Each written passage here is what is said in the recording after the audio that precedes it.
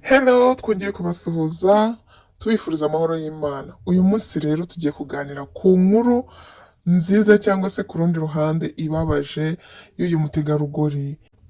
Akaba yitwa Mazari Muniba. Murambabarira niba nayavuze neza spelling yayo niba. Rero uyu mutegarugori nk'uko byari bisanzwe umwana akura muri famiye ameze neza akurana inzozi biraho nyine nk'abandi bana yuko azaba umuntu ukomeye agira inzozi zo kuba igitangaza muri sosiyete ya Pakistan ariko igihe kimwe ababyeyi be baramwicaza baramubwira ati rero buriya ugomba gushyingirwa ugomba kuba umugore w'umugabo ku myaka ye 18 abisobanura avuga ati nta burenganzira nari mfite bwo guhakanira ababyeyi nuko naremeye ndashyingirwa nk'abandi bose. Yaje kujya mu rugo rero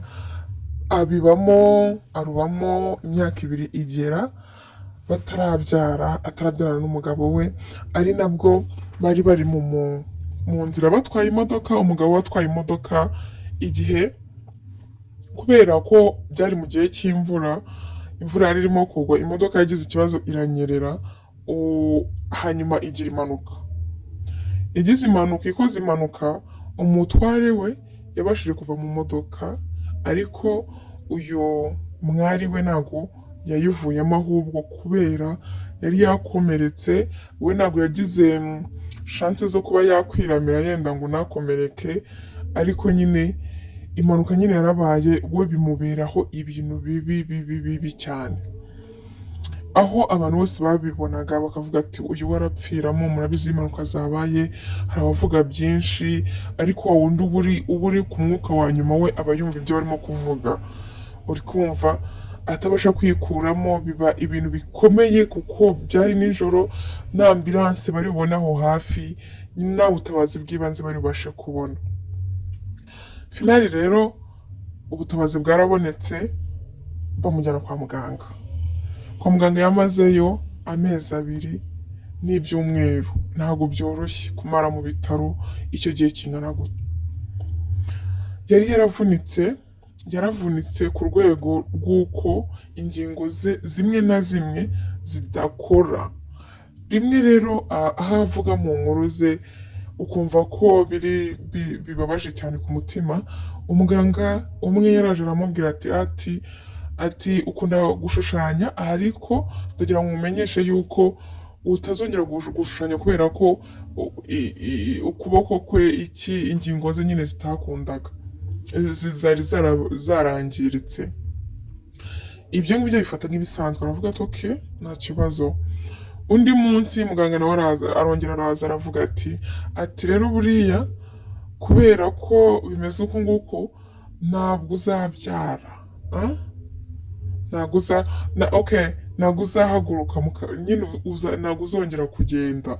Ibyo ngibyo arabyakira. Icyaje kumukomerera ni uko yaje kubwirwa yuko atazongera kubyara kandi arizo nzozi ziwe. Umudamu wese yifuza ko yagira umwana, yagira urubyaro, bamubwira ko atazongera kubyara. Nibwo igikomere cyabaye igikomere mu mutima we, aravuga ati kubera iki byose kandi byaturutse kuki kuri ya mpanuka yabaye. Umubiri we warangiritse ku rwego ingingo zimwe na zimwe zitakoraga neza.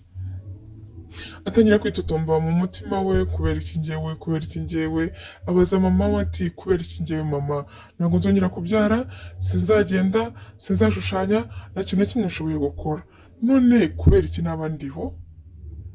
Mama we yamusubije ijambo aramubwira ati ntuhangayike, Imana ifite umugambi kuri wowe kandi ikindi kintu ibi bihe urimo ugomba kuzabisohokamo, ku kibi n'ikiza uzabisohokamo. Mbwira ntundi udukurikiye ngo nyine ni ibintu uba ugomba gucamo, ni urugendo Imana yakwandikiye ariko si iherezo, uba ugomba kubicamo ukabisoza. Ibyo ngibyo rero kugira ngo we atangire amenyereze umutima we kubyakira, yaravuze asaba abasaza, baravuga ati munzanire ibipapuro nyine amakureri, ntangire nshushanye ndebe ibintu bishya. Ahangaha ndi kwa muganga ndi kubona amabara y'umweru gusa, ibintu byose ni umweru, ibi ndabirambiwe kubireba, nshaka kurema isura nshyashya nanone nanjye ndeba. Ikintu cya mbere yashushanyije uburiri yari ariho, yari amazeho igihe, ariko nyine byari inkuru yo kuba yaruhuka umutima, yavuga ibiri ku mutima we. Hanyuma yenda twihuse, nyuma rero yaje kujya mu buzima busanzwe bwo hanze. Urumva ntabwo yari kuguma kwa muganga n'ubundi atari gukira, ahubwo byabaye ngombwa ko agenda agakomereza mu rugo, ubwo imiti ye agategereza igihe runaka ko agomba gutangira nyine gukora activite zisanzwe. Aragenda aba mu rugo, ubuzima buragorana, urumva nyine ari mu rugo, afite icyo kibazo cyo kutiyitaho, cyo kudashobora nako kwiyitaho. Urumva bitewe n'umubiri we ntabwo amenya ngo nkeneye gukora iki kintu, kwihagarika se, ahubwo byo bihita byikora. Urumva nyine byari urugamba. Icyo gihe rero byabaye ngombwa ko umupaturo we amusaba yuko batandukana. Uri kumva? Ni ukuvuga ngo ari nabwo bwoba bwa nyuma yari afite ko bishobora kubaho. Ibyo bintu rero biraba, aba mu buzima bwa wenyine bwo kwiyitaho, gusa inkuru ye ayisangiza abantu ashaka kumenyekanisha, ashaka kuvuga ko nyine nta hantu na hamwe waca ngo ureke gusoza iyo nzira. Uba ugomba kuyisoza nubwo ifite umwijima mwinshi, nubwo irimo amabuye, nubwo irimo imiraba, uba ugomba kuyisoza, hanyuma ku iherezo nibwo ubona umucyo. Ubuzima bwe bwaje kugenda agera aho yumva ko agomba kuadopta umwana, yadopta umwana aza mu rugo azana ibyishimo, aza mu rugo rwe aba mama w'uwo mwana. Avuga sitori z'ukuntu yari ari hanze nyine ari mu kagare, nk'uko nguko arimo kugenda murabibona, ari mu kagare. Noneho umwana azana baro aramubwira ati ndashaka ko dukina mami. Noneho aramusubiza ati se ntakina gute, urabona nabishobora gute? Ati wabishobora, koresha amaboko niba amaguru adakora. So hano rero avuga ko bamubona nk'aho adashoboye, ariko kuri we uko bamubona, donc hari ikintu kikubaho kigasenya uko umeze, kigasenya ubuzima bwawe bw'ahagaragara, aho abantu babasha kubona. Ariko byibuze icyo kintu iyo ucyitwayemo neza kigusigira impinduka zo kugira ngo ube intangarugero, ube urumuri rurenze urwo wari kuzanaba. Hano rero asobanura ukuntu yahise akoresha amaboko agakinana n'umuhungu we. Ni ukuvuga ngo ikintu cyose cyakubaho mu buzima haba hari n'igisubizo.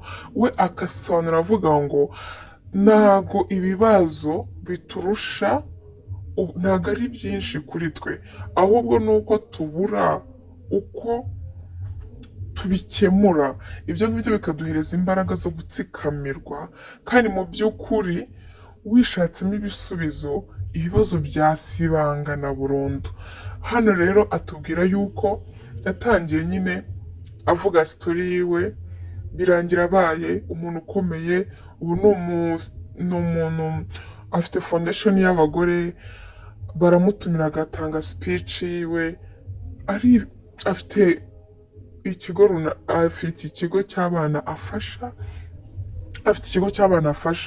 yabaye nyine umuntu ufitiye sosiyete ya Pakistan akamaro. Nuko rero iyi nkuru twayiteguye mu ncamake kugira ngo twiyumvishe cyangwa se niyumvishe cyangwa se mwumvishe yuko nta birenze bitarangira. Pfa kuba ukiri muzima, ibyo wacamo byose uko byaba bikomeye kose, iherezo ribaho. Iyo tano rwose, iyo nzira, uwo mwijima uwucamo, ariko imbere haba hari ikintu gishyashya cyiza, ahubwo isomo atubwira ngo ni uko Imana ari nziza, idufitiye imigambi myiza, kandi ko mu byo abantu bashobora kubona ko ari disability, wowe ushobora kubikoramo ability yawe. Icyo umuntu abona ko udashoboye, kutashobora gukora, wowe ukakibonamo ko ahubwo ufite imbaraga zo kugikora. Niba umuntu agufashe nk'aho nta kintu na kimwe ushobora kwigezaho, gerageza noneho ukora impinduka. Kamere muntu yifitemo imbaraga zo kuba yahindura buri kimwe kigakorekaho. Saba rero, ndabashimiye cyane kandi nifuza yuko mwakora subscribe, nzaza mbagezaho utuvideo dutoya, ntabwo nzaza ndenze iminota 10 nubwo mbona hano irenze. Ciao ciao, naha video y'ubutaha, murakoze cyane.